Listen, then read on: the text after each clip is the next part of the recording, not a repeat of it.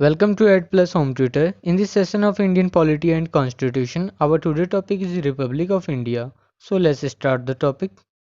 Republic of India, Bharat का गणतंत्र. India, a union of states, is a sovereign, socialist, secular, democratic republic with a parliamentary system of government.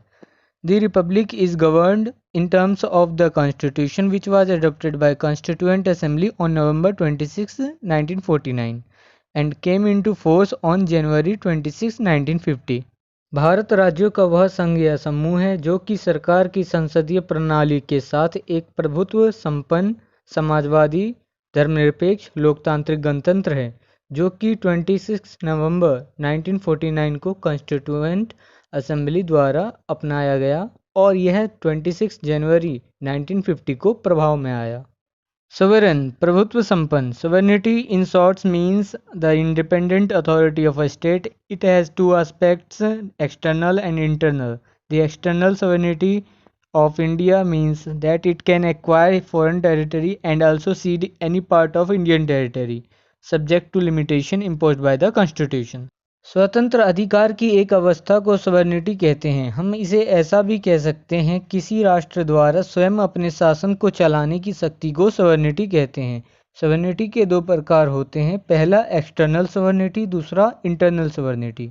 External sovereignty के अंतर्गत इसमें किसी भारतीय क्षेत्र जो कि विदेशी क्षेत्र में है उसे अर्जित कर सकते हैं और भारतीय क्षेत्र का त्याग भी कर सकते हैं, परंतु इसके अधीन कुछ लिमिटेशंस हैं जो कि भारतीय संविधान द्वारा लगाया गया है।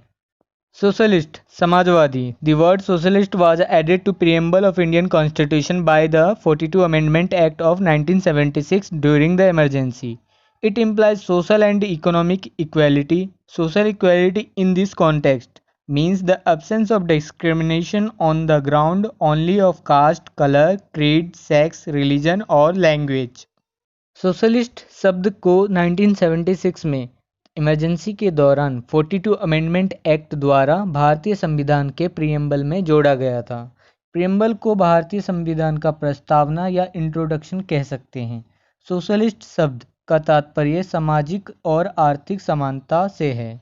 इस संदर्भ में सामाजिक समानता का अभिप्राय जाति, रंग, मजहब, लिंग, धर्म या भाषा के आधार पर भेदभाव न करने से है। सेक्युलर, धर्मनिरपेक्ष. Secularism in India doesn't mean the separation of religion from state. Instead, secularism in India means a state that supports or participates in a neutral manner in the affairs of the religious groups. In India, the main aim of secular state is that one religious community doesn't dominate another. Bharat में secularism का मतलब धर्म के अलग होने की अवस्था से नहीं है, बल्कि भारत में सेक्युलरिज्म का मतलब एक ऐसी अवस्था से है जिसमें धार्मिक समूह के मामलों में निष्पक्ष रूप से समर्थन और भाग लिया जाए।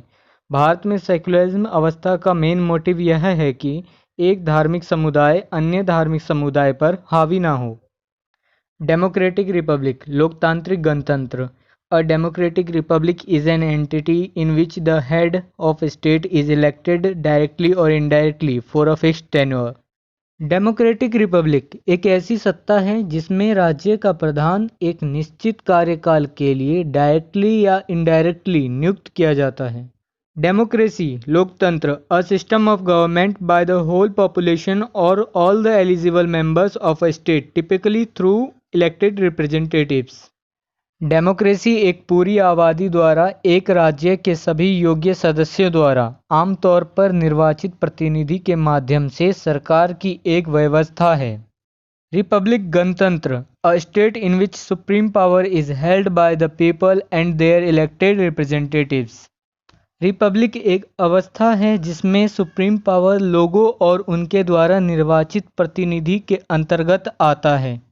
The constitution, which envisages parliamentary form of government, is federal in structure with unitary features.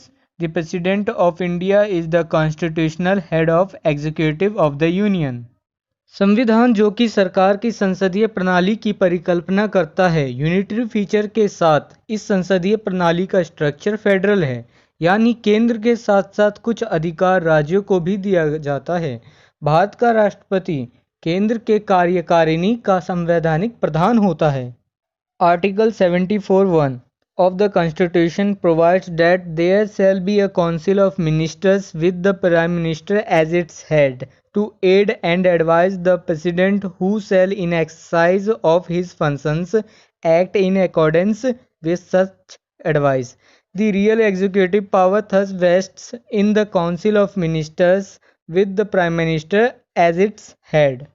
संविधान के आर्टिकल 74(1) के अनुसार काउंसिल ऑफ मिनिस्टर्स के साथ प्राइम मिनिस्टर इसका प्रमुख होता है, जो कि राष्ट्रपति को यह सुनिश्चित करने के लिए सहायता या सलाह दे सकता है कि कौन अपने कार्यों का अभ्यास कर रहा है और राष्ट्रपति उनके सलाह के अनुसार कार्य कर सकते हैं। वास्तविक कार्यकारी शक्ति काउंसिल ऑफ मिनिस्टर के साथ इसके प्रमुख प्राइम मिनिस्टर के अंतर्गत आता है। The Council of Ministers is collectively responsible to the House of the People. Similarly, in the Council of Ministers, with the Chief Minister as its head, in whom real executive power rests. Council of ministers सामूहिक रूप से house of the people यानी लोकसभा के लिए जिम्मेदार होते हैं। उसी प्रकार जब काउंसिल ऑफ मिनिस्टर के साथ चीफ मिनिस्टर इसका प्रमुख होता है, तब उनके अंतर्गत वास्तविक कार्यकारी आती है। The Council of Ministers of a state is collectively responsible to the Legislative Assembly of the state. एक राज्य का काउंसिल ऑफ मिनिस्टर्स सामूहिक रूप से राज्य के लेजिस्लेटिव असेंबली यानी विधानसभा के लिए जिम्मेदार होता है। The Constitution distributes legislative power between Parliament and state legislatures and provides for vesting of residual power in Parliament. The power to amend the Constitution also vests in Parliament. संविधान वैधानिक शक्ति को संसद और राज्य विधायिका में बांटता है और सारे अवशिष्ट शक्ति संसद के अंतर्गत आते हैं। The Constitution has provision for independence of judiciary, comptroller and auditor general, public service commission and chief election commission. संविधान में judiciary, controller and auditor general, public service commission और चीफ इलेक्शन कमीशन की स्वतंत्रता का प्रस्ताव होता है। Guys, I hope your all doubts are clear now. If this video beneficial for you, then please like and share this video and also subscribe our channel for more videos and click the bell icon for the notification.